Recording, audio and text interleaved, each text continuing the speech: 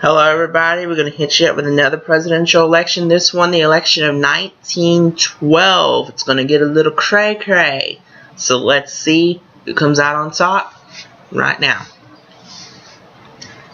This is a four-way race for the presidency, you guys. And we're going to start off with the Incumbent Party, and that is the Republican Party. Incumbent William Howard Taft of Ohio. He's elected president in 1908, but his policies caused a split within the Republican Party. Taft was more conservative, so he starts to turn away from some of Teddy Roosevelt's more progressive policies. So as a result, Teddy Roosevelt and the progressives within the party attempt to wrest the nomination away from him. Teddy Roosevelt from New York, he's none too happy that Taft began to turn away from his policies and enacted more conservative policies. So Teddy Roosevelt and the progressives attempt to wrest the nomination and the party away from Taft. And if there was any hope that Teddy Roosevelt was going to be nominated at the Republican National Convention, he had to form a Stop Taft alliance with Wisconsin Senator Robert M. La Follette Sr. But Teddy Roosevelt had alienated La Follette, so this alliance could not happen. So the Republicans are going to end up renominating Taft for the presidency. He's nominated for a second term. So this puts conservatives in firm control of the Republican Party until 1928. And the convention is also going to renominate Vice President James S. Sherman of New York. Sherman becomes the first sitting vice president since John C. Calhoun to be nominated for a second term as vice president. Now, Teddy Roosevelt thinks that Taft had allowed fraudulent seating of delegates to capture the presidential nomination from progressive forces within the party. So on the evening of June 22nd, 1912, he asks his supporters to walk out of the convention. And that's what happens. That's what happens. The progressives walk out of the Republican National Convention. Now that we have a Republican ticket of Taft and Sherman, let's go to the progressives. Now the progressives that walked out of the Republican National Convention, they reconvene in Chicago, and they nominate Teddy Roosevelt as their presidential candidate. And he's going to bring along for the ride Hiram Johnson, the governor of California, as his running mate. Teddy Roosevelt's Progressive Party became known as the Bull Moose Party because Teddy Roosevelt said he felt as strong as a bull moose.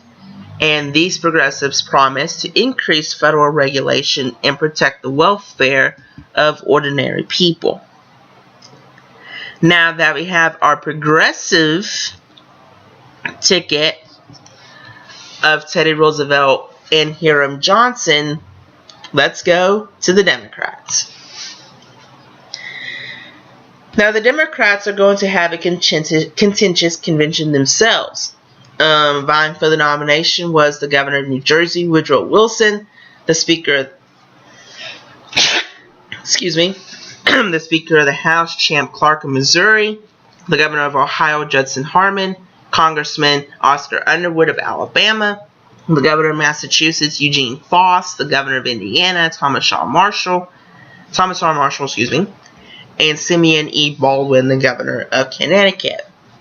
Now, after a really contentious convention, and with the support of William Jennings Bryan, Woodrow Wilson receives the presidential nomination for the Democratic Party. Thomas R. Marshall who had swung his state's delegate votes to Wilson in later ballots, was selected as his running mate. So 2 governors at the head of the Democratic ticket. Now that we have the Democratic ticket of Wilson and Marshall, let's move on to the Socialists. Now, the Socialist Party of America was a highly factionalized coalition of local parties based in industrial cities and was usually rooted in ethnic communities, especially in German and Finnish communities. It also had some support in old populous rural and mining areas in the West that were most strong in Oklahoma. By 1912, the party claimed more than 1,000 locally elected officials in 33 states and 160 cities, especially the Midwest. They are going to nominate Eugene V. Debs of Indiana as their presidential candidate, and he's going to bring along for the ride Emil Seidel, the first socialist mayor of Milwaukee, Wisconsin, as his running mate. Now that we have the Republican ticket, Taft, Sherman. Progressive ticket, Teddy Roosevelt, Hiram Johnson. Democratic ticket, Wilson, Marshall. Socialist ticket, Debs, Seidel. Let's put all these guys into the rings. Let me a full ring, and let's see who wins this thing. Now, this 1912 campaign is bitterly contested. Heavyweights, Taft, Teddy Roosevelt, and Wilson. But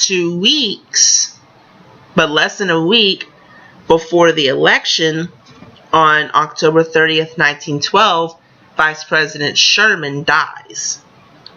So Taft is left without a running mate. So the Republicans decide to have Nicholas M. Butler of New York run as the replacement vice presidential nominee for the Republican Party.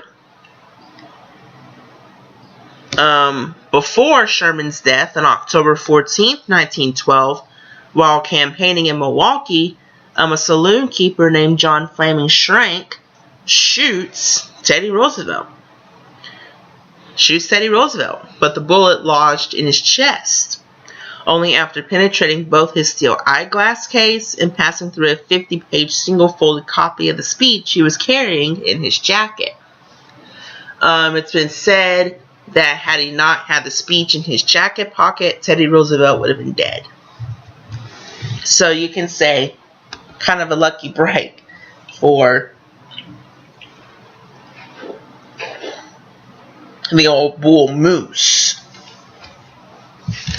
And he ends up giving his speech before getting medical attention. Now, the election of 1912 was considered a high tide of progressive politics. A matchup between Roosevelt and Wilson alone might have also have produced a Wilson victory, as many conservatives might have preferred Wilson, who would still have won much of the Democratic and progressive base. Now, the Socialists had little money. Deb's campaign cost only $66,000, mostly for 3.5 million leaflets and travel to rallies organized by local groups. His biggest event was a speech to 15,000 supporters in New York City. The crowd sang La Marseillaise. If you don't know that song, it's the French national anthem. And the Internationale, as Emile Seidel, the vice presidential candidate, boasted, only a year ago, working men were throwing decayed vegetables and rotten eggs at us, but now all has changed. Eggs are too high. There is a great giant growing up in this country that will someday take over the affairs of this nation. He is a little giant, but he is growing fast. The name of this little giant is socialism. Debs said that only the socialists represented labor. He condemned Injunction Bill Taft and ridiculed Roosevelt as a charlatan, mountebank, and fraud, and his progressive promises and pledges as the mouthings of a low and utterly unprincipled self-seeker and demagogue. Debs insisted that the Democrats, progressives, and Republicans alike were financed by the trusts. Party newspapers spread the word. There were 5 English language and 8 foreign language dailies, along with 262 English and 36 foreign language weeklies. The labor union movement, however, largely rejected Debs and supported Wilson. Now, Teddy Roosevelt conducted a vigorous national campaign for the Progressive Party, denouncing the way the Republican nomination had been stolen. He bundled together his reforms under the rubric of the New Nationalism and stumped the country for a strong federal role in regulating the economy and chastising bad corporations. Wilson, on the other hand, supported a policy called the New Freedom. This policy was based mostly on individualism instead of a strong government. Taft, meanwhile, campaigned quietly and spoke of the need for judges to be more powerful than elected officials. The departure of the more progressive Republicans left the conservative Republicans even more firmly in control of their party until 1916. But remember, as I said earlier, the conservatives really held control of the party until 1928, when many progressives returned. Much of the Republican Party was designed to discredit Roosevelt as a dangerous radical, but this had little effect. And now, with the campaigning over, let's get to the results right now.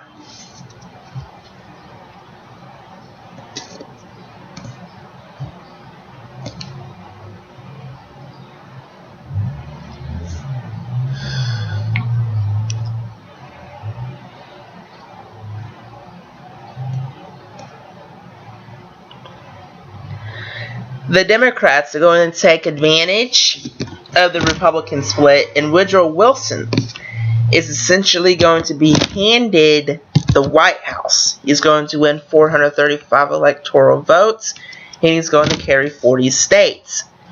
Teddy Roosevelt and the Progressives are going to finish in second place with 88 electoral votes, and they're going to carry Pennsylvania, they're going to carry Wisconsin, Minnesota, South Dakota, Washington, and California.